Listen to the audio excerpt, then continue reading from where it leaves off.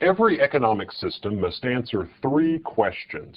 The first question is, what will be produced?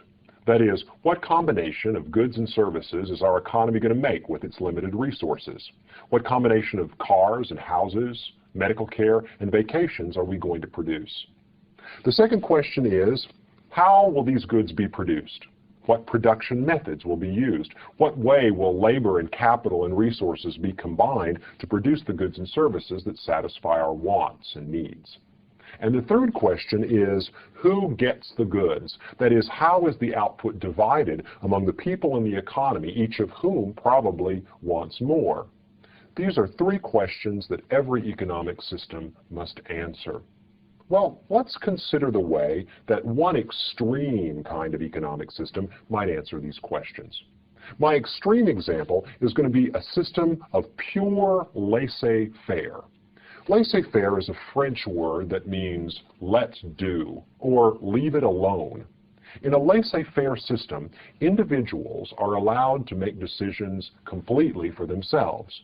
I decide how I want to use my time and energy and talent. Maybe I want to be a carpenter and go and hammer nails for money. Maybe I want to build houses and charge people for my services. Or perhaps I sit and think about what I'm good at and decide that I should be a teacher, and I go and I deliver lectures and write books and earn my money that way. In a laissez-faire system, every man and woman in the economy makes his or her own choices about how to use their talents. And typically in a laissez-faire system, prices that arise in market interactions become the guide to people about what they should do. I see that teachers earn a lot of money and carpenters earn less. I'm a relatively good teacher. I'm not so great a carpenter, so I divert my energy into teaching. I train myself to become a better teacher. I'm responding to the incentives in the market prices. This is a laissez-faire system. It's a system in which people are directed, coordinated, and motivated by impersonal prices in the market. And these prices coordinate action among millions of people until they begin to hum along like a beehive, everyone specialized, doing his or her own thing. And the outcome is the wealth that is created. When some people make cars, other people are teachers, other people build houses, and other people raise vegetables. That's an extreme laissez-faire system. And what you get is the law of the jungle. Now, the good thing about laissez-faire is it allows for maximum individual freedom. Another good thing about laissez-faire is that everyone in the economy can respond to information as he or she sees it. Information is distributed throughout the economy. You know things that I don't know. You see opportunities that I can't see. You can discern your own talents probably a lot better than I can. And whenever you respond to the information that only you have, you're going to create wealth that I couldn't create if I were trying to tell you what to do. So laissez-faire allows for freedom and the good use of all available information. On the other hand, laissez-faire often creates messes whenever individuals are doing their own thing and pursuing their own advantage opportunistically. Consider one case. When you're at a football game, everybody's sitting there enjoying the game, sitting in their seats, watching the fun out on the field, and sure enough, inevitably, some bozo stands up. Now, when this bozo stands up, the person behind him or her also has to stand up just to see around. And before too long, everybody, just to be able to see it all, is on their feet. Now, no one can see any better than they could see originally, and everyone's legs are getting tired, and you're more likely to have beer spilled on you. This is a problem, and it's a problem that's a breakdown of the system because people are acting selfishly. This is what happens when we have pollution and litter.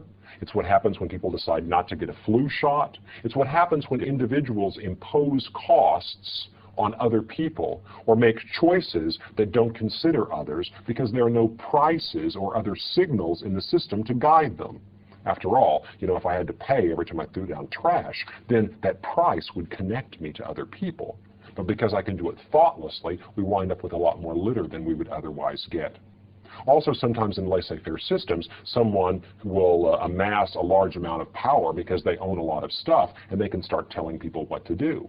You wind up with monopolies and concentrations of power that we'd like to break up and restore competition and other incentives to create wealth as opposed to hoard it and turn it into power that's actually inefficient.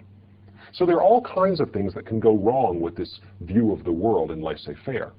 So that inclines us to consider another extreme, and that is planned economy. Let's have a wise central planner who looks over all of the resources that we have and considers everything that people want and puts together some master plan that's the creation of a beautiful garden.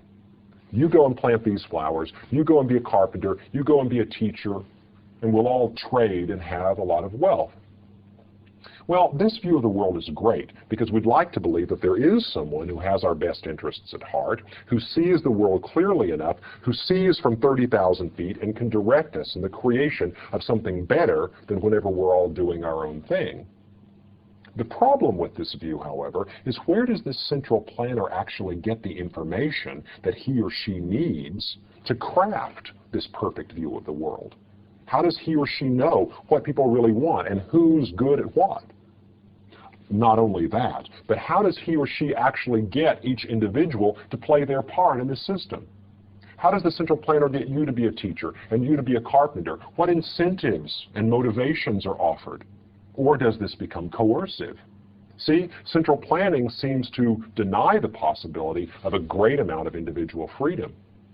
Either that, or the central planner starts giving out monetary incentives that look a lot like what we got over in the laissez-faire market. So why not go back there?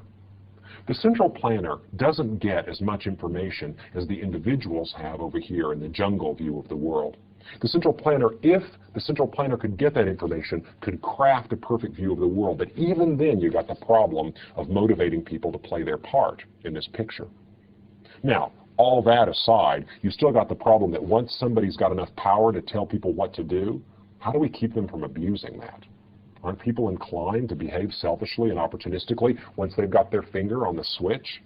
The problem with central planning is the people at the top can't always be trusted to act in the best interest of everyone in the economy. And people in the economy are all going to be diverting their energies into influencing the central planner to do things their way, which creates a great deal of lobbying and waste. So here we have two extreme views of the world: laissez-faire, which can break down and turn into a mess, and central planning, which can turn into an abuse.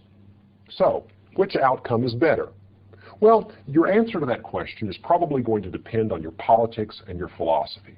But in the real world, what we see is that there are all kinds of mixed systems. Every economy has some degree of laissez-faire and some degree of planning. In the United States, for instance, which prides itself on being a freewheeling, democratic, dog-eat-dog sort of free market, we have all kinds of little islands of central planning. They're called corporations. I mean, what's the difference between a centrally planned corporation and what the Soviet Union aspired to in the 1970s? You've got a group of people here, responsible to shareholders, that are making decisions about what this manager will do and what this division's responsibilities are and who's going to turn out what products on what timetable. So these corporations exist, but they exist within a sea of freewheeling competition and laissez-faire. So there's a mixed system, a system in which individuals can be entrepreneurs and start businesses, but in which there are many organizations which are centrally planned that are part of the landscape. On the other hand, you look at the situation in China, for instance, in which the government maintains a lot of authority over the way the economy works. And yet what the government is choosing right now to do is to allow more laissez-faire in order to increase incentives for more productivity and wealth creation. So here's another mixed system, one where the government isn't afraid to direct traffic. In fact, it's not even afraid to drive some of the bigger cars. But it also allows individuals to be competitive, to make decisions according to their assessment of their gifts and talents and market opportunities.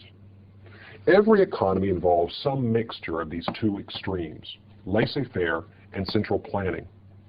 The role of the government, then, in any economic system is to regulate the mix of these two. In some countries, the government decides to deregulate and stay out of commercial decision-making. At the same time, however, trying to prevent everyone from standing up at the football game, trying to prevent the accumulation of monopoly power, trying to keep people from polluting and encourage people to get flu shots. Other governments decide to take a more active role in the actual allocation of resources. They direct bank lending. They allow licenses for certain people to enter certain kinds of work. You get more government involvement in these cases.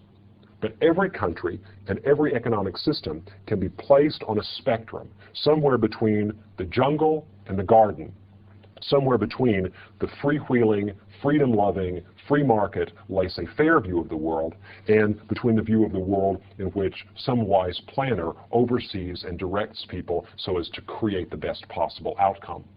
The truth is that whenever you're trying to use information well in a system, and whenever you're trying to allocate resources to provide the most satisfaction, that every situation is different, and every situation calls for some different mix between planning and free market.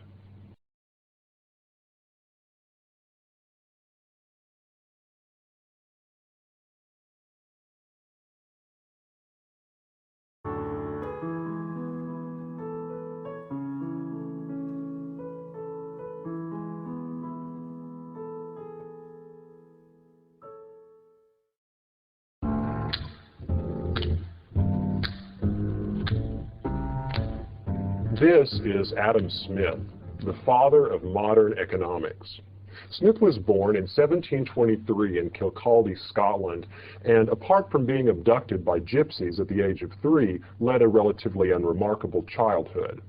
He went to college at Oxford University, where he studied moral philosophy, and at the age of 28 was appointed as a professor of logic at Glasgow University. A year later, he became the chair of moral philosophy. Moral philosophy is the study of the right way for people to live together.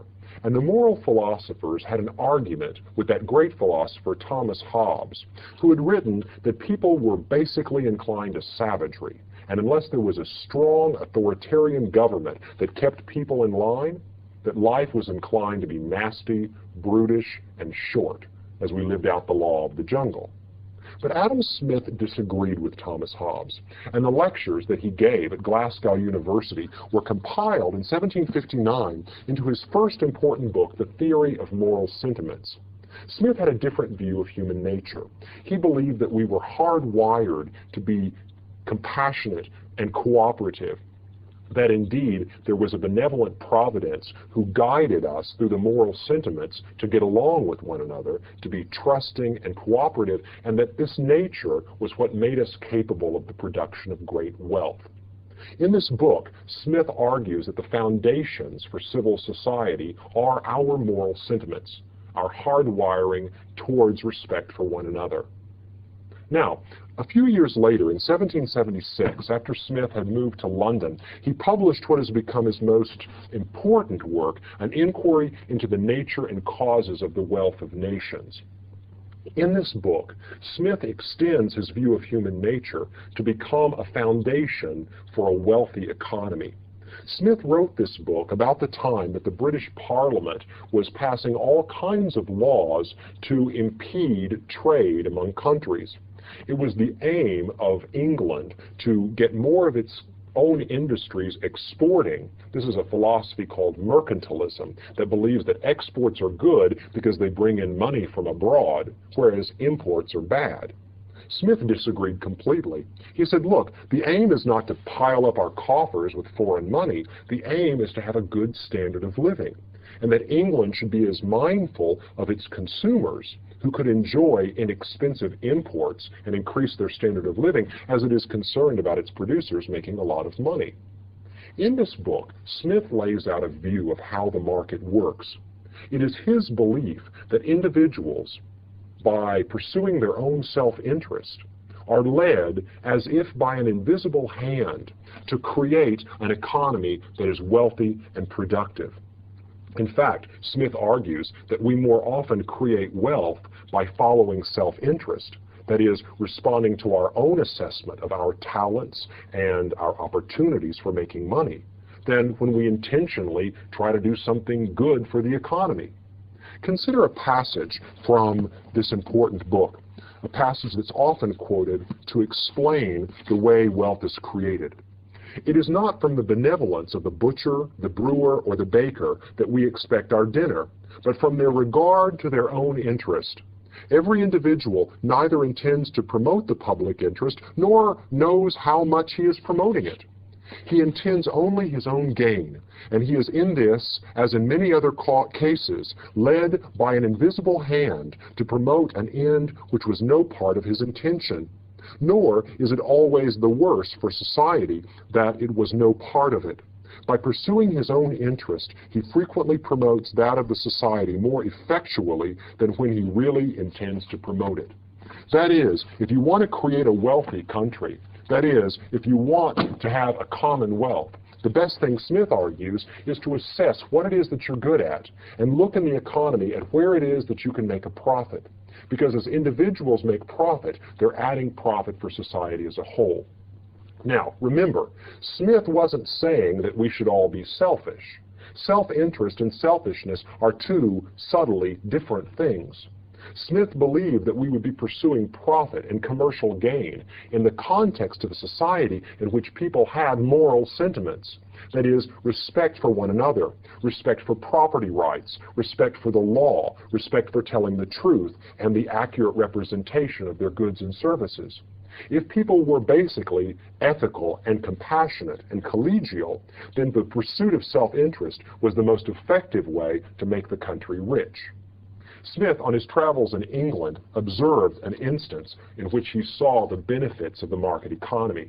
Here was a pen factory in England, a place where straight pens for clothes were manufactured. Smith walked into this factory, and what he saw was a remarkable division of labor. He saw that the tasks that went into making a straight pen had been divided so that each person had their own job to do. One person pulled the wire, another sharpened the point on the end of the pen, yet another person put the cap on the pen or the head, another person stacked the pens into the papers in which they were sold. So the production of straight pens involved several tasks, and the division of labor made this easier to do. Imagine, Smith says, if you had to do all these tasks yourself. Not only are there some tasks you're not especially good at, but you'd have to set up for each new job. That is, you'd have to go get one set of tools to stretch the wire, another set for grinding the point on, and so forth. But when there is division of labor, each person has his or her own job. Each person concentrates and specializes in an aspect of the job that he or she is especially good at. Plus, you economize on setup time. Instead of moving from one job to another, you keep doing the same thing over and over. And this created an incredible increase in productivity. One person may be able to produce 10 pens a day, but 4 people could produce 10,000. Now, Smith said, you got to worry about this guy who's stretching wires all day. Isn't he going to become kind of dull and bored? Can you really let such a person play an active role in the government? Smith was concerned about what the production process and specialization and division of labor would do to the human spirit. And that was his advice to managers. Beware that you don't make your workforce dull with excessive specialization. But it's this invisible hand that sticks with us, this belief that by each of us doing our own thing, in the context of an economy where we respect one another and property rights, that we create the wealthiest possible outcome.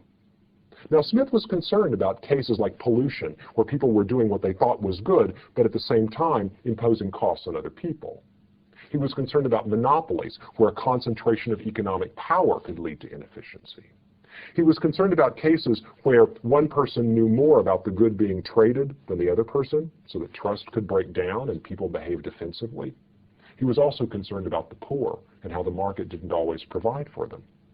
But in the end, it's hard to tell whether Smith is really coming down on the side of saying that laissez-faire is the way to run the economy, although he definitely believed in a free market, or whether he's saying that these exceptions, these problems that can arise in a laissez-faire economy, justify more involvement from the government.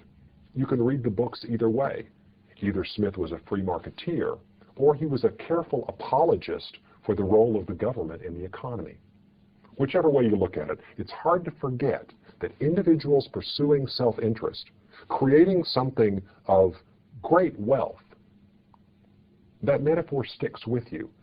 And it seems that Smith laid down the challenge to all future economists to justify government intervention because, he says, leaving people to their own best lights about how to make money is the surest way to ensure the wealth of the nation.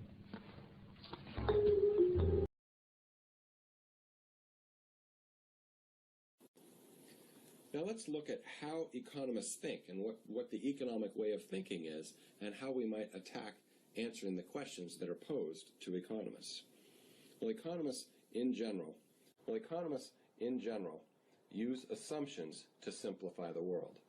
We're going to build economic models that have supply and demand graphs that are going to interact with each other. We're going to have a demand and a supply. And then we're going to try to look at how the decisions of producers interact with decisions of consumers and how those interactions determine the quantity and the price of a good or a service. Now, when we build this model, which we're going to learn a lot about in this course, when we build this model, we have to make assumptions to simplify how the world works. Right? One of those assumptions is we're going to isolate the variables that we look at. Right? In this model, we're looking at a variable of price and quantity and how changes in the price might affect the quantity. We call this a ceteris paribus assumption, right? That any variable that affects the supply and demand of a good or a service is held constant. So we isolate two of the variables that we're looking at, assuming everything else is held fixed. Now, this is an oversimplification of how the world works, because in reality, all kinds of things happen at the same time. But it makes it very hard to answer questions if we're trying to look at how everything in the world changes all at the same time. So we're going to isolate the variables that we're interested in looking at, assuming that we're holding other variables constant. Now, that doesn't mean we don't think those other variables change, but we need to simplify the world so that we can make reasonable choices and decisions about how one variable affects another variable. In the end, we might add up changes of all the variables and try to figure out how multiple different changes affect one aspect of our economy. But we have to do that first by simplifying our assumption and getting down to just a ceteris paribus, or looking at two variables at one time. Economists also look at small changes in one variable and how that small change affects another variable. We call this a marginal change. In other words, a small or 1 unit change in a value. For example, how much more will you earn if you work for another hour? And that's a marginal change in your labor input, and we try to figure out how does that affect your income. By looking at small changes, we're able to refine our analysis and become much better at looking at how people make choices. Finally, we assume that rational people respond to incentives. Now, this is another way to think about economics. This is the study of how rational people respond to incentives.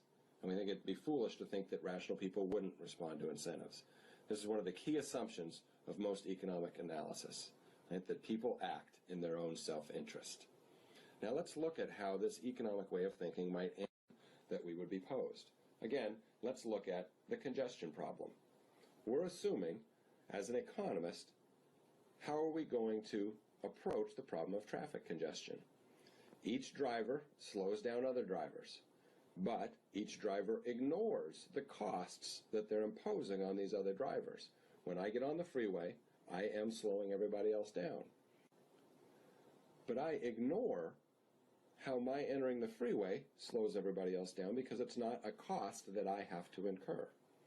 So the economic way of looking at it is to impose a congestion tax that gets me to not ignore these time costs. So the question we want to answer is, how high should the tax be? Well, first, we have to use assumptions to simplify. And if we looked at how every single car affected other people's travel time, and that was different for every car, that would be too complicated. So we're going to assume that every car has the same effect on travel time of other cars.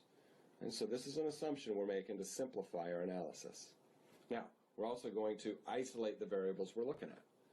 We make the ceteris paribus assumption that everything else that affects travel behavior, which there are lots of things that are going to affect travel behavior, like the price of gasoline, bus fares, consumer income. All of these things are going to affect traffic congestion and travel behavior.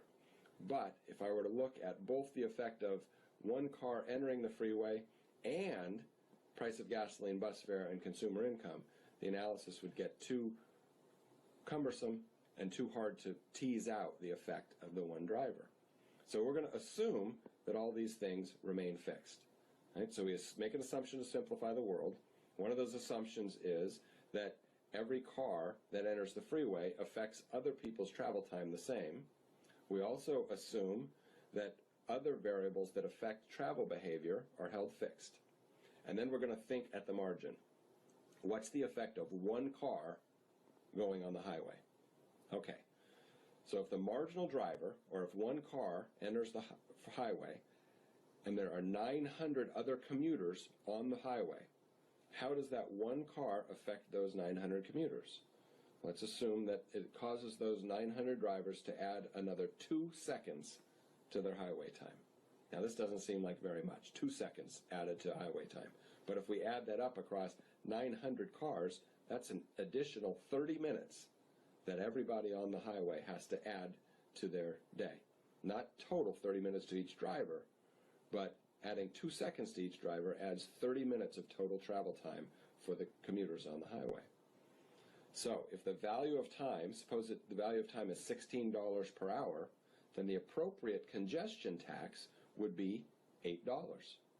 And if I drive on the freeway, I slow down everybody else on the freeway by a total of 30 minutes, and if time is worth $16 per hour, I've cost the drivers on the freeway $8. So if the appropriate congestion tax is that tax which would get me to consider my effect on other drivers, that appropriate congestion tax would be $8. And then I would have the incentive to reduce the number of times that I was on the freeway and reduce it the appropriate amount based on how much.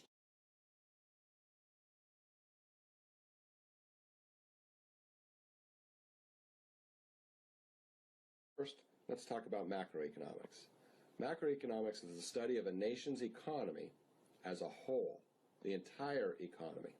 It focuses on issues of inflation, unemployment, and economic growth.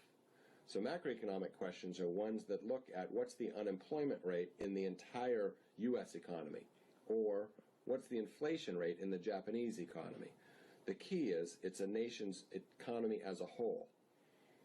Macroeconomics explains why economies grow over long periods of time and what leads to the business cycle over shorter periods of time. Right? We look at macroeconomics because we want to understand why economies grow. Over long periods of time, say 20 or 30 years, what makes standards of living rise in some countries and not in others? We also look at it to explain economic fluctuations. Why do we have recessions? Why do expansions last so long in some instances but not in others? And what different policies might we implement to try to lessen the effect of recessions? We also want to use macroeconomics to make informed business decisions.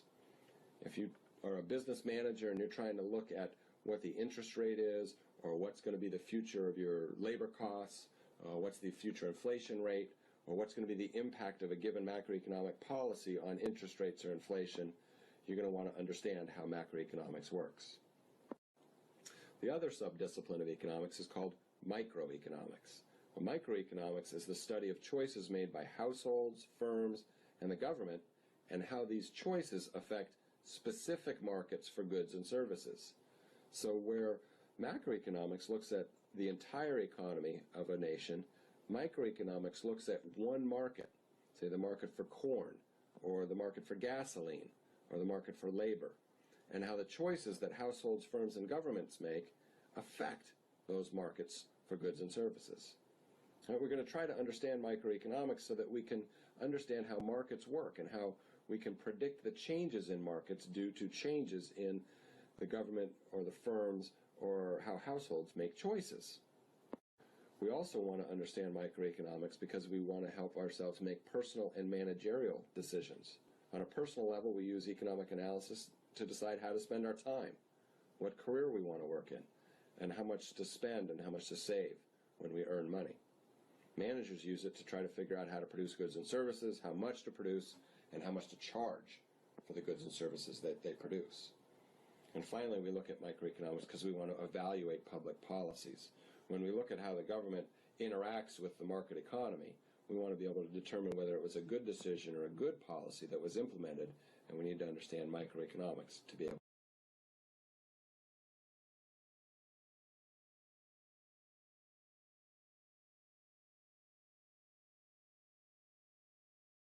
Graphs are pictures, right? And we all know that pictures are worth 1,000 words.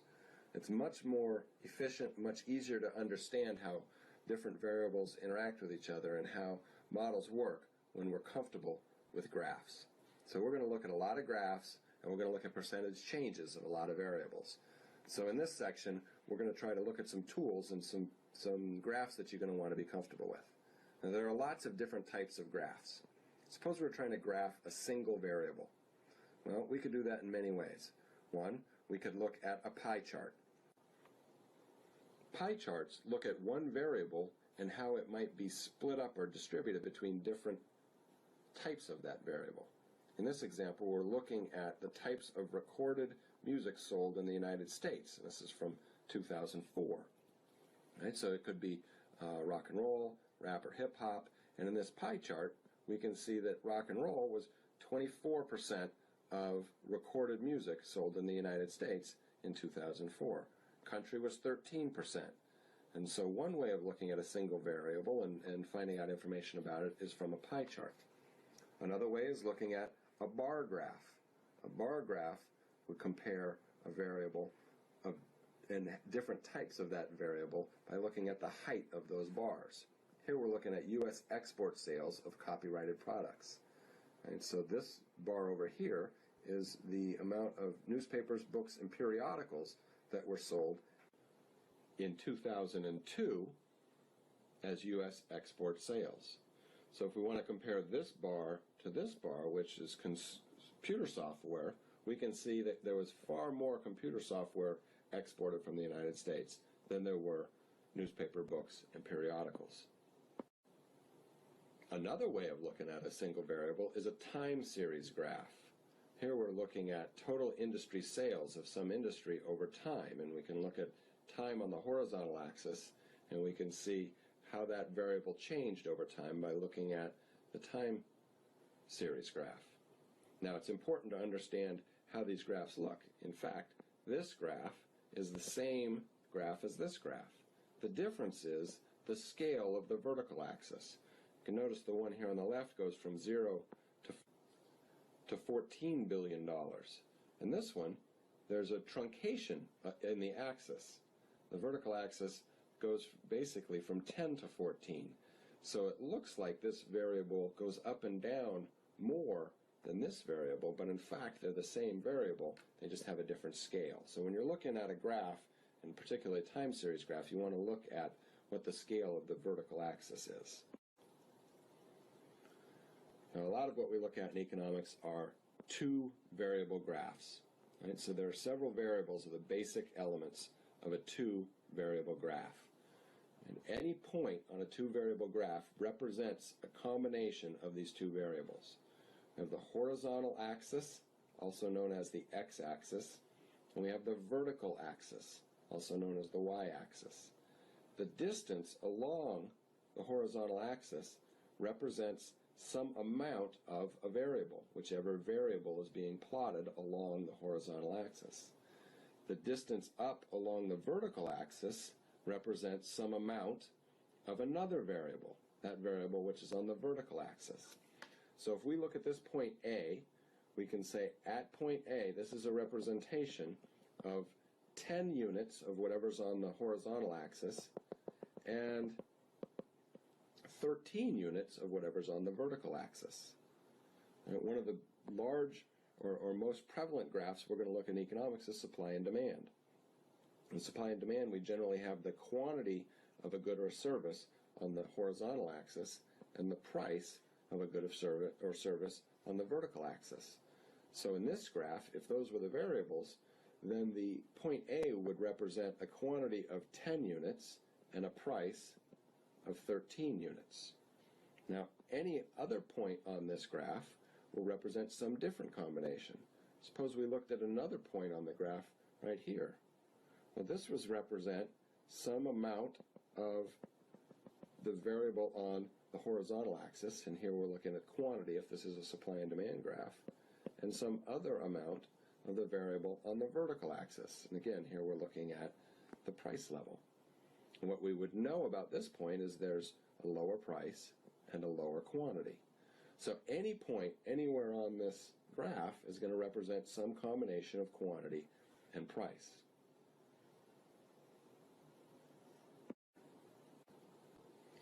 So we're going to look at lots of what are called linear graphs. A linear graph is any line which has a constant slope, or is a straight line.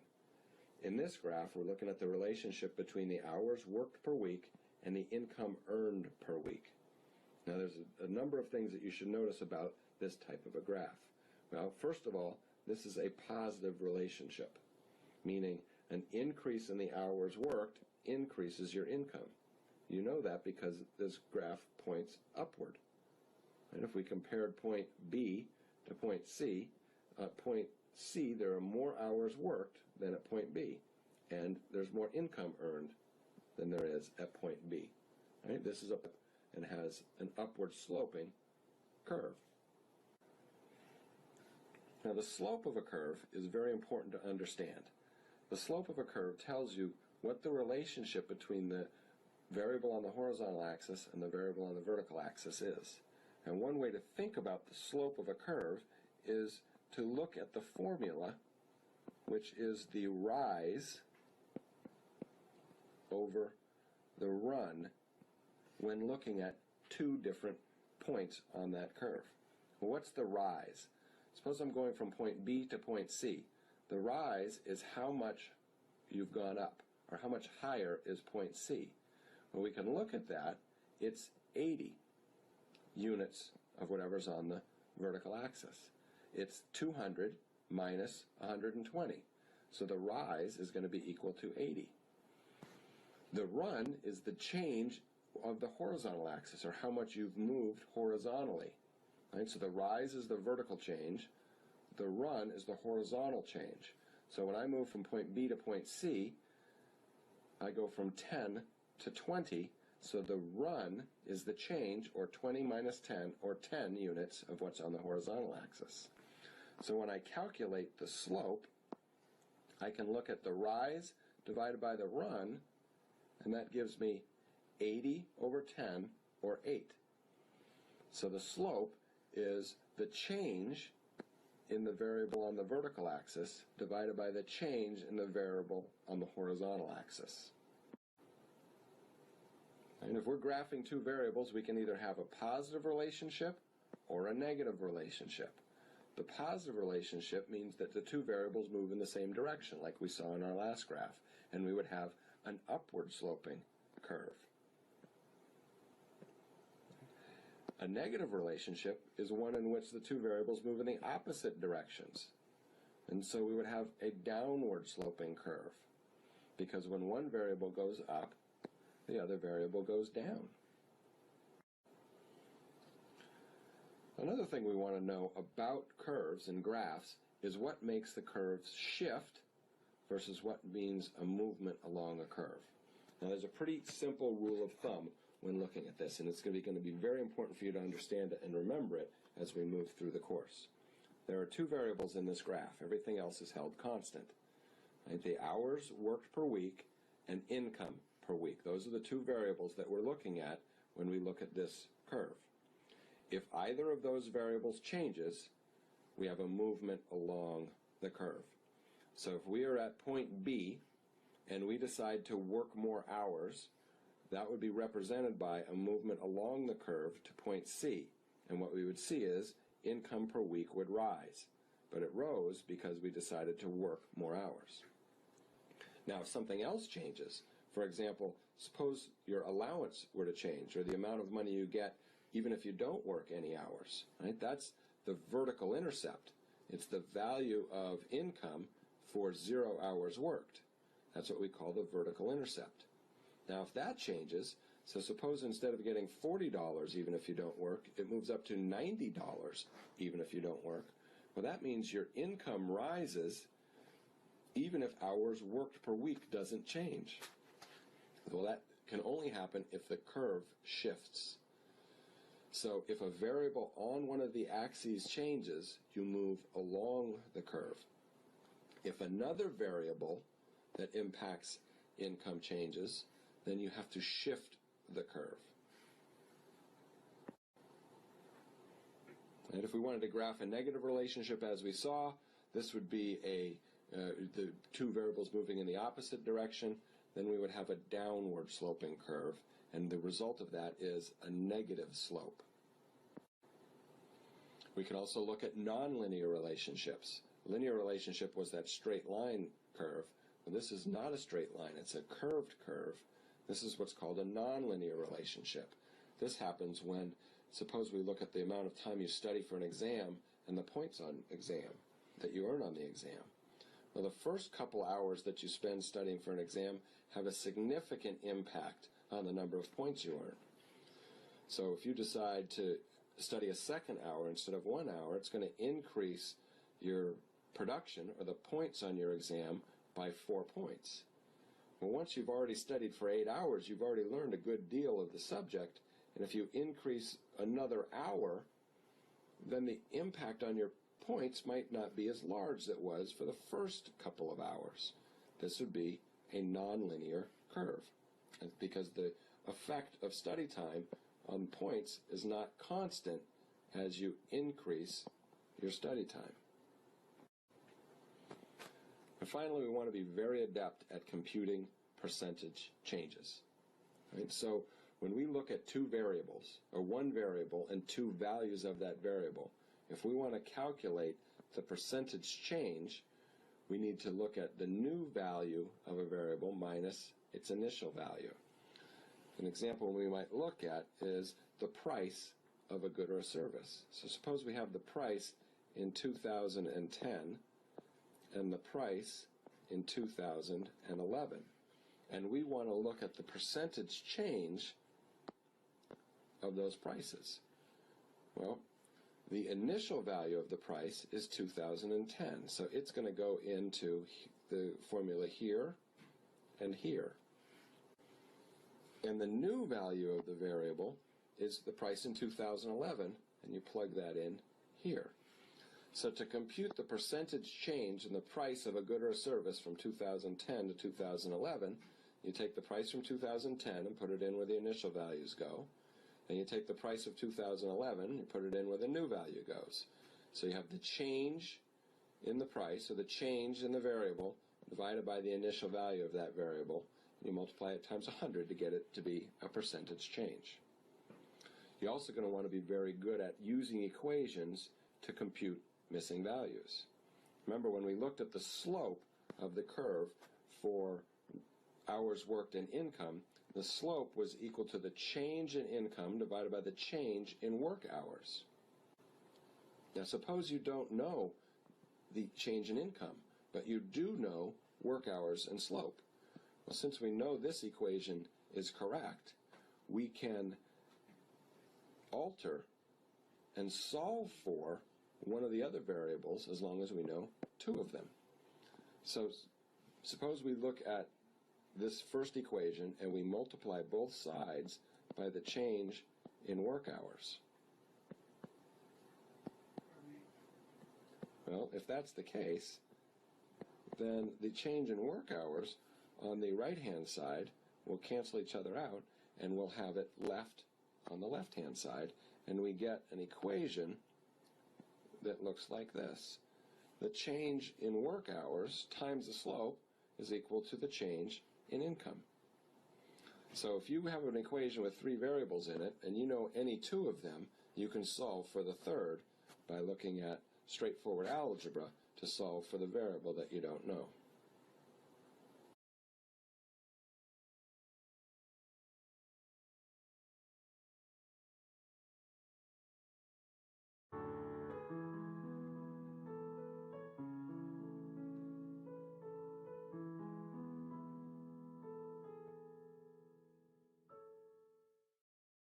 This lecture marks the beginning of my series on the principles of microeconomics.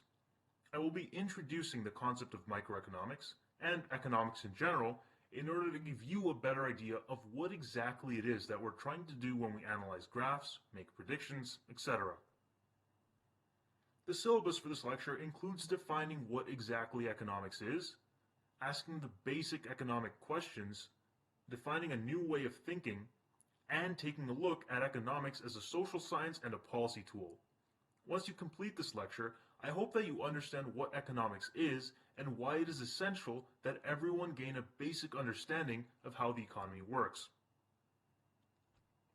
Let's start off by defining what exactly economics is. Before doing that, I want to introduce two concepts, the first of which is scarcity. Scarcity is a very real problem that we as humans face. We can't have everything. We can't satisfy our unlimited wants because we only have a limited amount of resources. An incentive is a reward that encourages an action or a penalty that discourages another action. In economics, the most common incentive we see is price. Prices act as incentives for people to buy and for suppliers to sell. Now that we know what scarcity and incentives are, let's formally define economics. Economics is the social science that studies how society allocates scarce resources to satisfy unlimited wants. We look at the choices of individuals, governments, and entire societies as they choose what to do with their limited time, money, human capital, natural resources, etc. Economics is divided into two major categories, microeconomics and macroeconomics. Microeconomics is concerned with the study of choices that individuals and businesses make, while macroeconomics is concerned with the study of performance of the national and global economy. I like to use the analogy of a tree and a forest.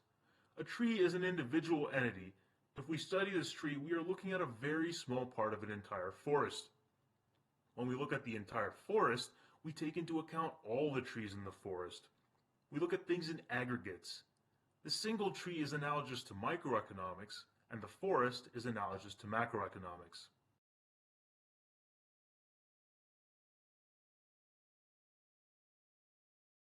I have a question for you.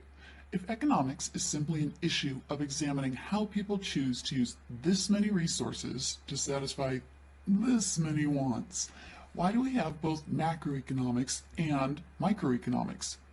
Really, it's simply a question of scope. Microeconomics deals with choices of a single entity, one product, one price, one consumer, one household, one business, or even one industry. Macroeconomics, on the other hand, deals with the actions of the economy as a whole, the country's income, which we'll call GDP, all prices, or inflation, the business sector, which is all businesses, or unemployment across the entire economy. Next time, positive and normative analysis.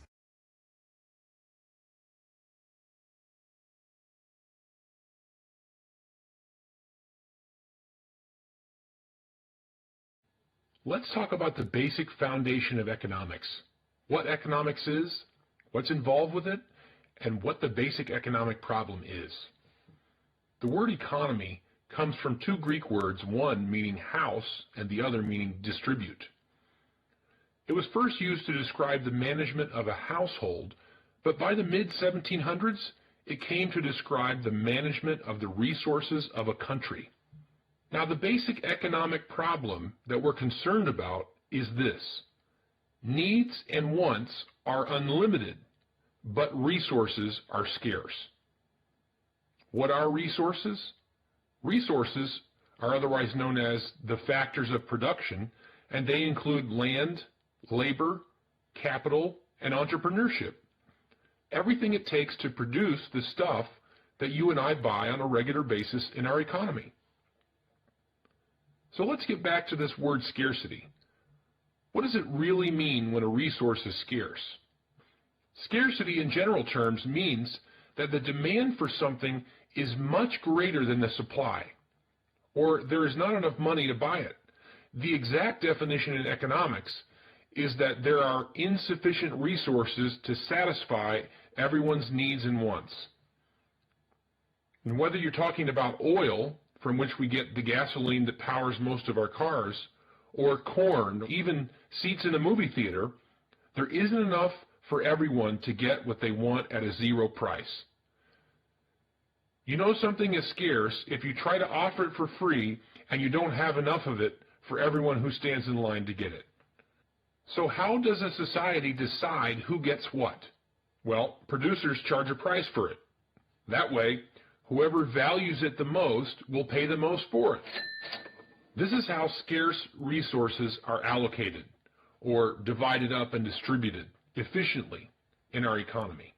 When you go to the store, you can't buy everything you want, so you must make choices to buy one thing instead of another. If you walk into the store with $50 and the store offers you 500 different items, you're only going to walk out of that store with a cart full of stuff that totals $50. Scarcity always leads to choice, and people can actually make better decisions because they have a better understanding of how much each choice costs. So now that we understand what scarcity is all about, let's talk about what economics is. Economics is the social science that studies how people use scarce resources to satisfy unlimited needs and wants.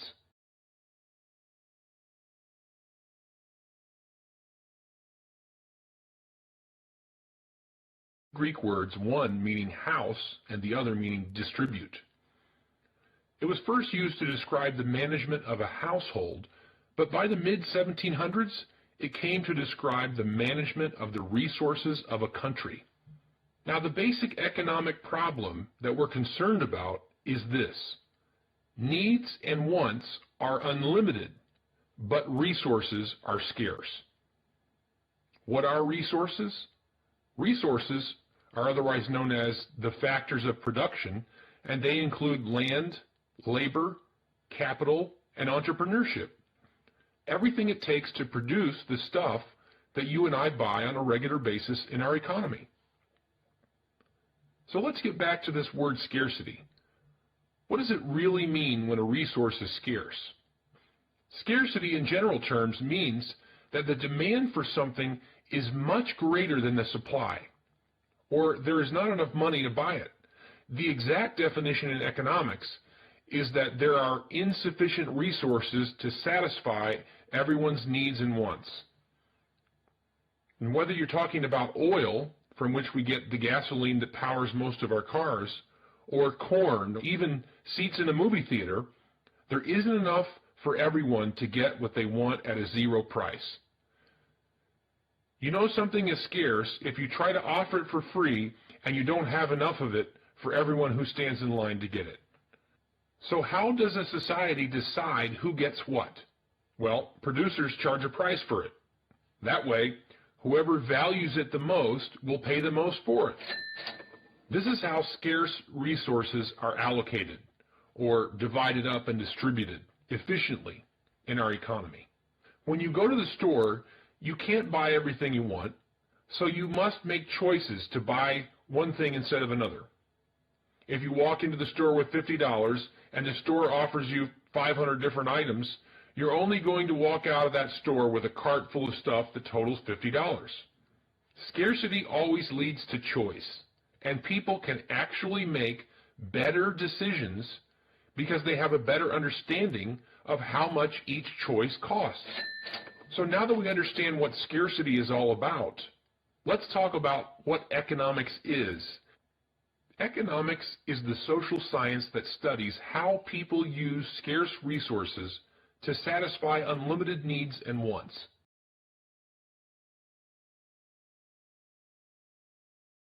It's crucial as an economist, or any analyst for that matter, that you can distinguish between positive analysis and normative analysis. Positive analysis is factual analysis, the analysis of what is. You can recognize a positive statement because it can be tested, it can be proven or disproven. There are no personal judgments involved.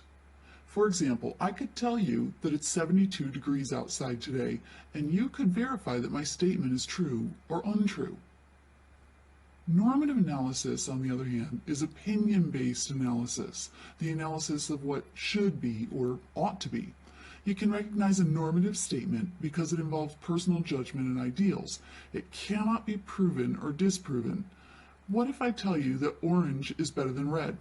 Can you verify this? Can you test it? Can you prove it or disprove it? In the end, we need both types to make policy. The think tank groups engage in positive analysis, then turn their findings over to the policymakers who use this information along with their own judgment to create policies that they feel are best for society.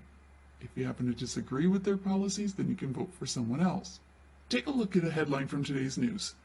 Can you distinguish the positive statements from the normative statements? Next time, graphs.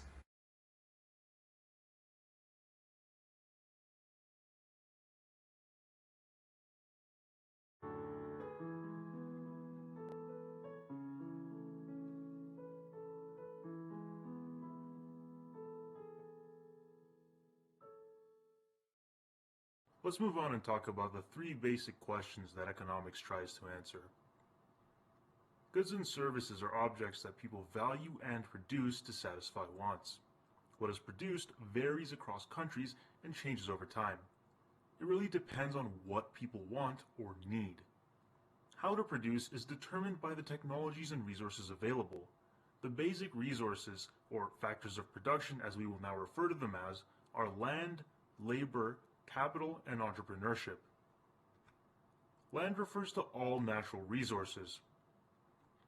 Labor entails the work, time, and effort that people devote to producing goods and services.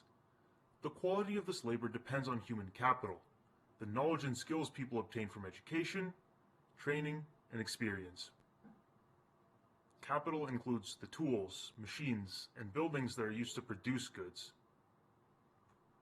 Entrepreneurship is the human resource that organizes the previous three resources in a manner that produces goods and services. The last question that we need to answer is that of who to produce for. Who can consume goods is, in most societies, determined by their income. People earn their incomes by selling the services of the factors of production that they own. Land earns rent, labor earns wages, capital earns interest, and entrepreneurship earns profits. Choices made in self-interest of a person thinks that the particular choice is the best one available to them. Choices made in the social interest result from an outcome that is best for society as a whole. Resource use is considered efficient if it is not possible to make someone better off without making someone else worse off. We keep changing the way we use our resources until we reach this point of efficiency. A lot of times people use the word fairness when talking about the social interest. It is a little difficult to define this though. For example, most people say that too much inequality is unfair. But how much is unfair? Where do you draw the line and say that inequality below this point is fair, but above this point isn't? Globalization is defined as the expansion of international trade, borrowing and lending, and investment. It is, on the whole, regarded as a good thing, but still has some negative side effects too. Globalization is in the self-interest of consumers who want low-cost goods produced in their countries and of multinational corporations who produce in low-cost countries and sell goods elsewhere. Conversely, globalization isn't necessarily in the interest of low-wage workers in developing countries who produce these goods. Another downside, one which is becoming less prominent nowadays, is the existence of information age monopolies. Microsoft is a great example. Microsoft was able to sell computers at a much higher than market value at some point because it was the only producer. Microsoft's profits increased, but many people weren't able to buy a computer as a result. Climate change is also a result of people making decisions based on self-interest. More often than not, the environment is harmed when decisions are made in the pursuit of self-interest. Economic instability can also result from banks who lend too much internationally in the pursuit of self-interest. Lending more allows banks to earn more interest, but when banks extend loans to high-risk borrowers, they increase the rate to compensate for potential defaults. The only problem is that the probability of a default is now much greater, increasing the chances that the borrower will not pay their loan. This could result in economic instability.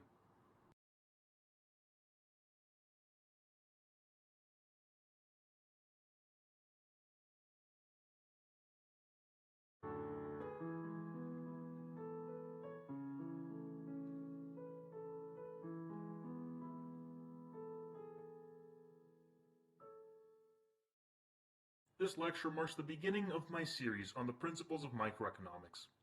I will be introducing the concept of microeconomics and economics in general in order to give you a better idea of what exactly it is that we're trying to do when we analyze graphs, make predictions, etc. The syllabus for this lecture includes defining what exactly economics is, asking the basic economic questions, defining a new way of thinking, and taking a look at economics as a social science and a policy tool.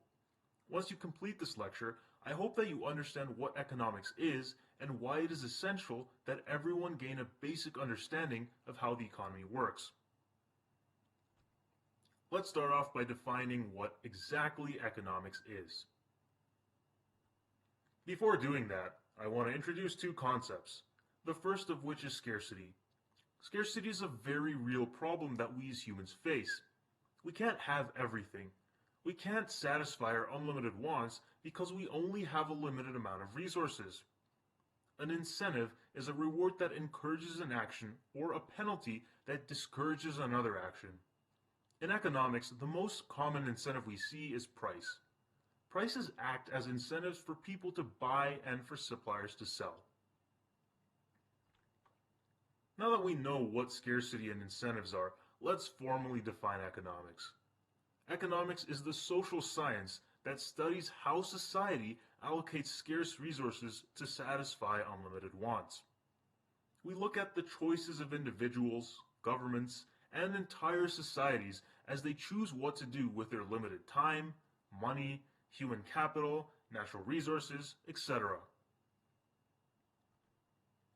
Economics is divided into two major categories, microeconomics and macroeconomics. Microeconomics is concerned with the study of choices that individuals and businesses make, while macroeconomics is concerned with the study of performance of the national and global economy. I like to use the analogy of a tree and a forest. A tree is an individual entity.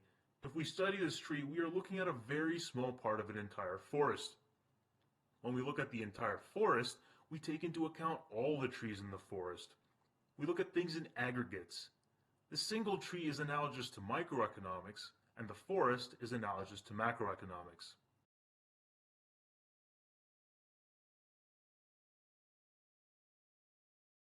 I have a question for you. If economics is simply an issue of examining how people choose to use this many resources to satisfy this many wants, why do we have both macroeconomics and microeconomics? Really, it's simply a question of scope. Microeconomics deals with choices of a single entity, one product, one price, one consumer, one household, one business, or even one industry. Macroeconomics, on the other hand, deals with the actions of the economy as a whole, the country's income, which we'll call GDP, all prices, or inflation, the business sector, which is all businesses, or unemployment across the entire economy. Next time, positive and normative analysis.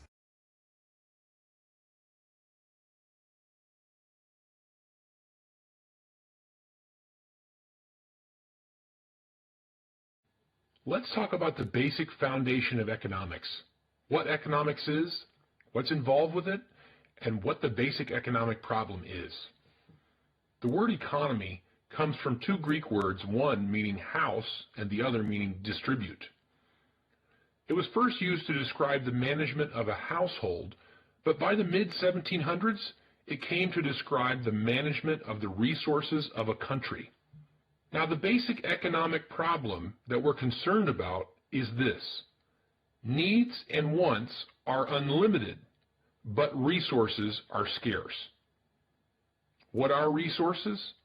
Resources are otherwise known as the factors of production, and they include land, labor, capital, and entrepreneurship. Everything it takes to produce the stuff that you and I buy on a regular basis in our economy. So let's get back to this word scarcity. What does it really mean when a resource is scarce? Scarcity in general terms means that the demand for something is much greater than the supply, or there is not enough money to buy it. The exact definition in economics is that there are insufficient resources to satisfy everyone's needs and wants. And whether you're talking about oil, from which we get the gasoline that powers most of our cars, or corn, even seats in a movie theater, there isn't enough for everyone to get what they want at a zero price. You know something is scarce if you try to offer it for free and you don't have enough of it for everyone who stands in line to get it. So how does a society decide who gets what? Well, producers charge a price for it. That way, whoever values it the most will pay the most for it.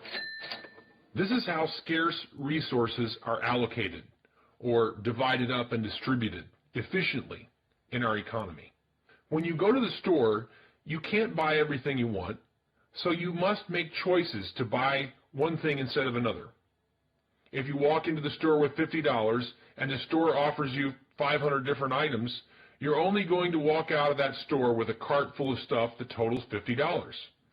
Scarcity always leads to choice, and people can actually make better decisions because they have a better understanding of how much each choice costs. So now that we understand what scarcity is all about, let's talk about what economics is. Economics is the social science that studies how people use scarce resources to satisfy unlimited needs and wants.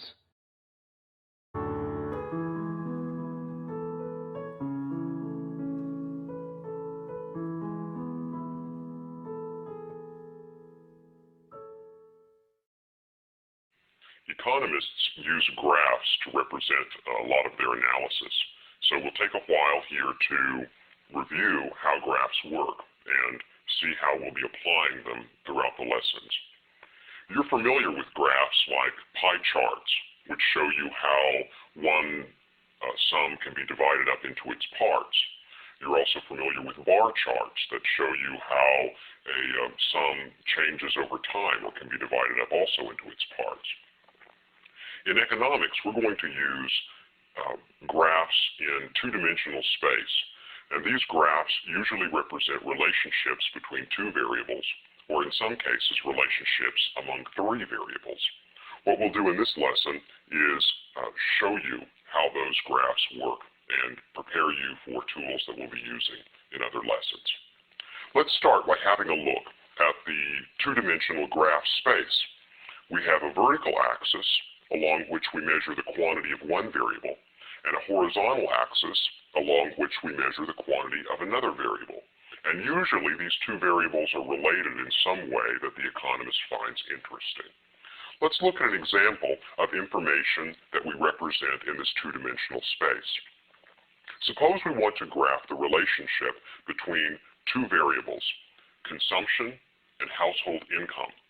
Consumption is the amount of money that a household spends on goods and services, and income is their income, the money that they take in from work and other sources. Now, how are we going to represent the relationship between consumption and income? Let's start by graphing income on the horizontal axis, and I will use this abbreviation, INC, to stand for the household's income. And we'll measure this income in dollars. So I'll put a dollar sign here to remind me that everything that's measured on this axis is measured in dollars. Now I can calibrate the axis by marking off these tick marks and putting numbers along them so that I have a scale along which to represent my information. Let me let each of these tick marks represent $10,000 worth of annual income. So the first tick mark here I could label 10 for $10,000. The second tick mark I could label 20. The third I could label 30. And I might want to be careful here not to put too many numbers close together or the graph could start to get crowded and unwieldy. So what I'll do is I'll skip every other 10,000 and represent 10, 30, 50, 70,000. Here's 80, I'll skip it. 90, 100,000, 110, and 130. And the numbers, of course, continue as you go out. The numbers increase, representing larger annual incomes as you move to the right. On the vertical axis now, I'll represent the other variable, and this is going to be consumption spending, which I'll represent with the letter C. So as I increase my vertical altitude here, I'm increasing the consumption spending of this household. I'll put a dollar sign here to remind me that consumption is measured in dollars. And I'll do the same thing that I did on the horizontal axis. I'll calibrate using tens, and I'll skip every other one so that I don't get too crowded. Here's $50,000 in annual consumption spending. Here's 70. Here's 90. Here's 110. And just let the numbers go on up. Now, what I do in this space, now that I've created it, is I can represent information about consumption spending. Suppose I have a table of numbers, and one of the numbers that I have, suppose I have a table of numbers, and each one of these numbers represents the income spending information for a particular household. Each household, each data point that I have represents the behavior of a household. So I'm going to put data points in this graph, and each point will represent the behavior of one particular household. So suppose I have a household, and I know that their annual income is $30,000, and their annual consumer spending is $40,000. Now you might ask, how can that happen? If their income is only $30,000, how could they spend $40,000? Well, perhaps they have other sources from which to get money. Perhaps they have savings that they can draw on, or perhaps they receive payments from the government or other sources of income. So if I know that a household that has a $30,000 annual income is spending $40,000 a year on consumption spending, I will go up to this point and put a dot where those two numbers come together. Now notice, the horizontal coordinates of this point represent the income of the household, that is $30,000. The vertical coordinates represent the consumption spending. So see, each point in this space represents a combination of two pieces of information about a single household, their annual income and their consumption spending for that year. I can label this point with a pair of numbers that represent its coordinates. I'll write first the horizontal coordinates, that is 30, to represent their income, or 30,000. And second, I'll write the vertical coordinates of 40 to represent the spending data. Now, sometimes you'll hear the information represented here called the x variable, or this number called the x-axis. The horizontal axis is sometimes referred to as x, and the first number here represents the x-coordinate. Sometimes this axis is called the y-axis, and the number that's represented here is the y-coordinate. So the numbers in parentheses are the x and the y, the horizontal and the vertical numbers here, written side by side. And each point in this space will have two numbers, two coordinates associated with it. Now let's suppose that I have data on a lot of households, and I know the income and the spending for several households. I can represent the points in this space and form what we call a scatter diagram. The scatter diagram just tosses the points out in this space and looks at them. So why don't we do that? If I have information, say that a house that has an income of $10,000 was spending $30,000 that year, I can put a point here with a horizontal coordinate of 10 and a vertical coordinate of 30. Suppose I know that a household that had $90,000 annual income was spending 70. So let's put a point up here with a horizontal coordinate of 90 and a vertical coordinate of 70. By the way, what was that household doing? If they were spending less than their income, then they were saving the difference. And then, suppose I have a lot of other points. I'll just graph some samples here. Suppose I had a point like this one. and a point like this one, and a point like this one, and a point like this one, and so forth.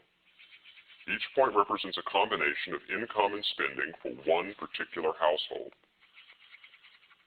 And as I fill in the information that I have, in each case I'm representing the household's income by the horizontal and the household's consumption by the vertical. This is a scatter plot. It's information arrayed in a two-dimensional space to represent two variables for each data point. That is, the income and the associated consumption spending for one particular household.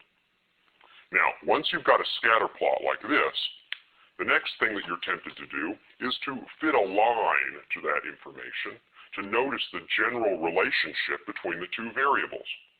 Notice, as we look at this information, in general, as income increases, consumption spending increases for these data points. We say that there is a direct relationship between income and consumption, a direct relationship or a positive relationship between these points. If I wanted to notice the general relationship, I could fit a line to these points that would look something like this. And this line represents the general relationship between consumption and income. That is, in general, for the points in this data set, as income increases, consumption spending increases.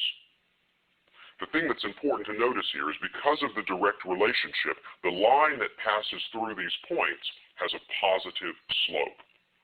Now, what does that mean, a positive slope? I'll get to that in just a moment.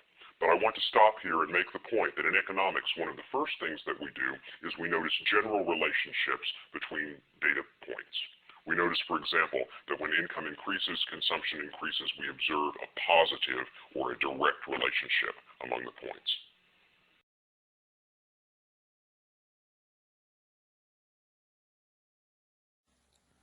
By definition, an economic model or theory is a simplified version of reality that allows us to observe, understand, and make predictions about economic behavior.